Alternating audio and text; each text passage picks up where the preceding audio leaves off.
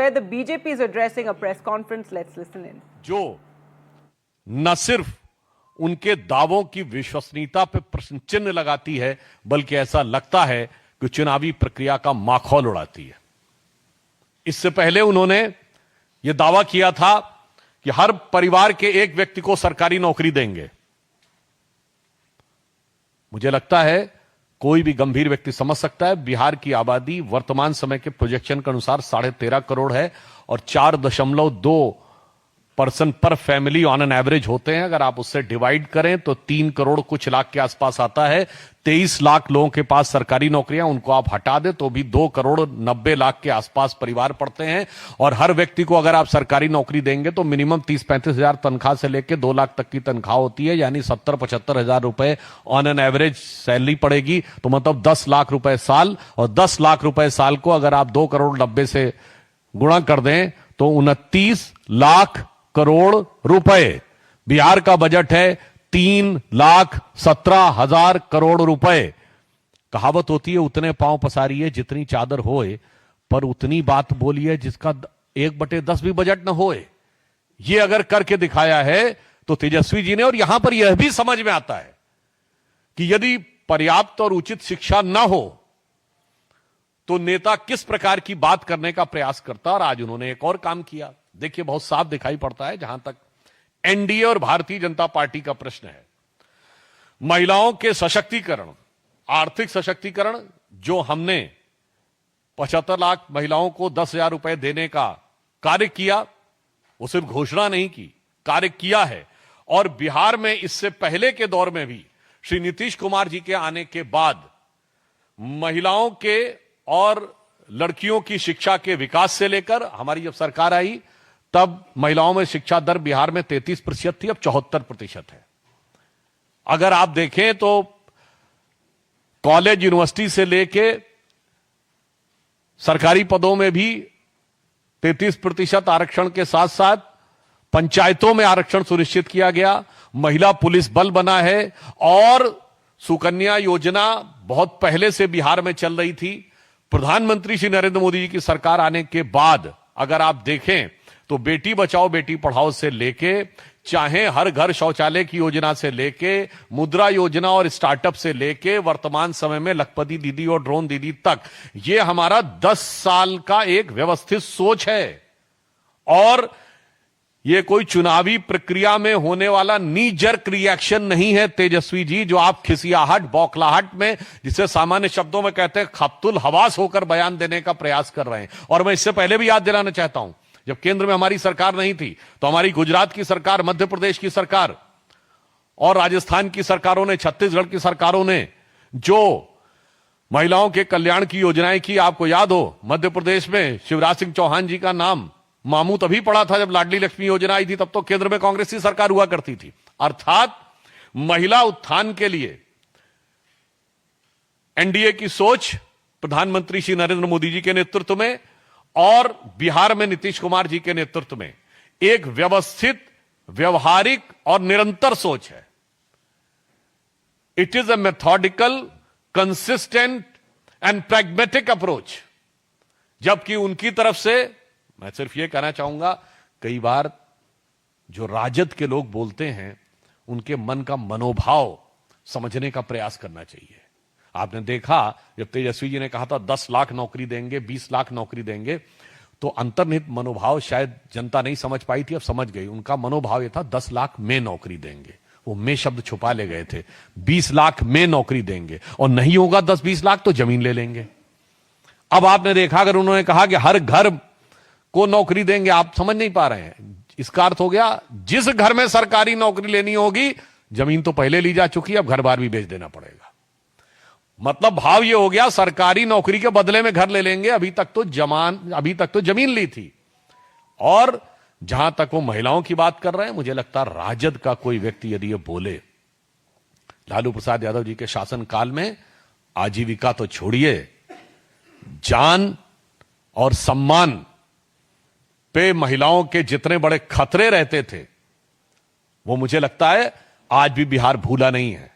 जो लोग भी 30 वर्ष या उससे अधिक आयु के होंगे, यानी 20 साल पहले की जिनको मेमोरी होगी, उनके दिमाग में बहुत स्पष्ट रूप से होगा।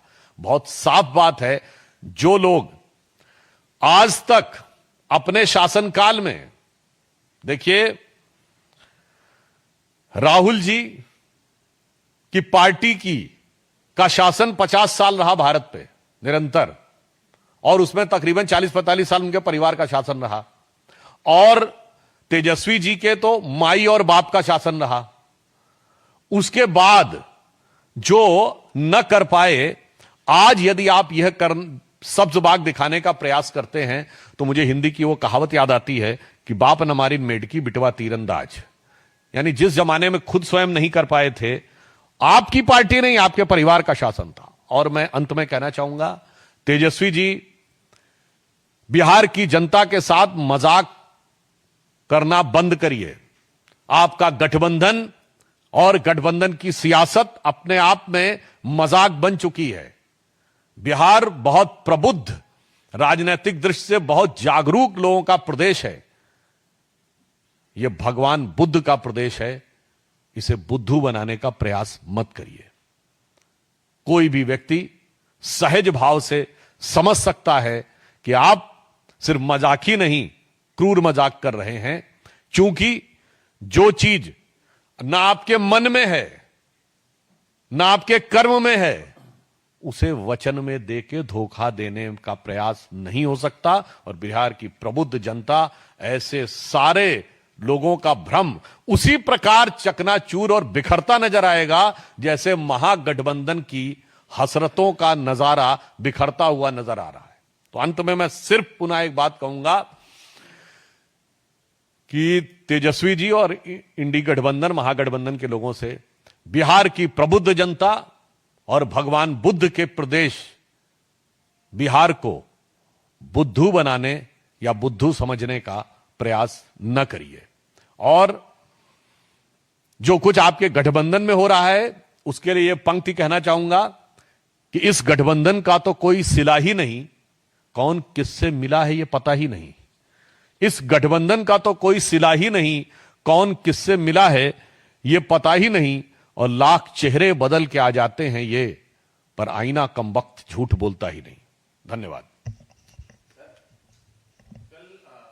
वहां बिहार में महागठबंधन की पीसी है, उसमें तेजस्वी यादव को एक फेस घोषित कर सकते हैं सीएम चेहरे के लिए। मुझे लगता है अभी तक महागठबंधन का चेहरा जितना बदरंग नजर आ रहा है, अब उसके बाद जब चुनावी प्रक्रिया अपने पहले चरण को पूर्ण कर चुकी है, यानी पहले चरण का तो नामांकन वगैरह सब पूर्ण हो चुका, उसके बाद भी ये कुछ करना चाहें तो मुझे लगता है कि अब बिहार की जनता समझ चुकी है कि ना तो इसमें कोई यथार्थ है ना सामंजस्य है।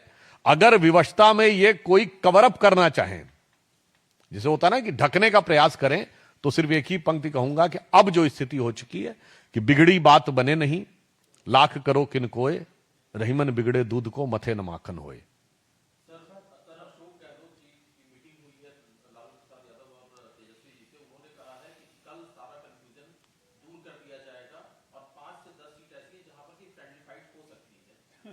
नहीं, वो फाइट में कितना फ्रेंडली है और कितना यू कैन, मतलब आप ये कह सकते हैं कितना डेट्रीमेंटली है, ये आने वाले समय में पता लगेगा। और देखिए, अशोक गहलोत जी तो भारत के इतिहास के अद्भुत नेता हैं।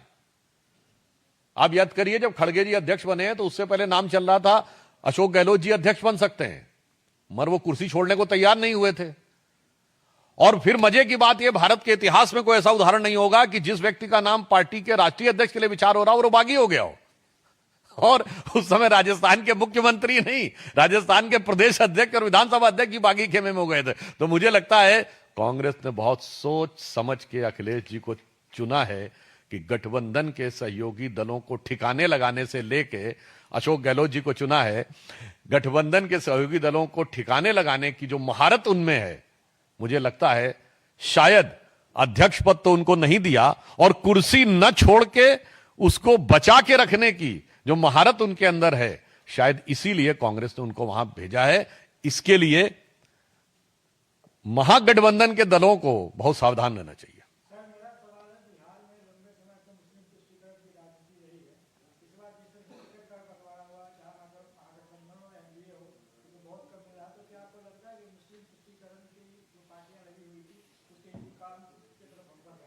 अब देखिए, मैं सिर्फ यह कहना चाहूंगा कि कट्टरपंथी सोच का तुष्टीकरण जो इंडी गठबंधन के दलों ने किया, अब समाज का हर वर्ग उसे समझता जा रहा है। जो लोग हम पे आरोप लगाते थे, मैं विनम्रता से पूछ रहा हूं, आपने कहा कि अभी जो पहले चरण में सीटों में जो जितनी सीटें अनाउंस हुई उसमें नहीं है। मैं याद दिलाना चाहता हूं, पूछिए कि लोकसभा चुनाव हुआ था 2024 का, 542 में जरा 120 उम्मीदवार बता दें 20% के हिसाब से। मैं महागठबंधन की बात कर रहा हूं, इंडी गठबंधन की। उत्तर प्रदेश के बाद सीटों के लिहाज से सबसे बड़ा राज्य महाराष्ट्र था। 24 के लोकसभा चुनाव में महागठबंधन एंड इंडी गठबंधन एक मुस्लिम नहीं दिया था, नॉट इवन ए सिंगल। इसीलिए कहा गया है कि पर उपदेश कुशल बहु तेरे, जे आचरण से नर न घनेरे।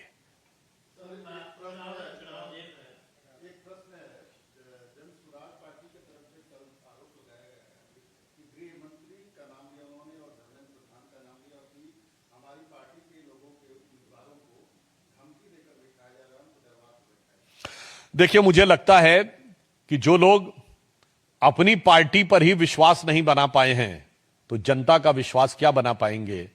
मुझे लगता है यह देश की जनता और प्रदेश की जनता भली बातें समझ सकती। दूसरी बात, जन स्वराज पार्टी जो नए ख्वाब और ख्याल दिखाने का प्रयास कर रही है, मुझे लगता है दिल्ली की जनता ने उसको भुगत कर यह संकेत दिया है कि आज के समय में प्रयोग धर्मी राजनीति के लिए भारत की इस उभरती हुई परिस्थितियों में और जटिल परिस्थितियों में कोई गुंजाइश नहीं है। Any new experimental politics can be detrimental, यह साबित हो चुका है। तो मुझे लगता है, और वैसे मैं एक और बात लोगों को याद दिला दूं, ये जो नए प्रयोग और आंदोलन के नाम पर जो सरकारें आने का प्रयास करती हैं, अक्सर उनके परिणाम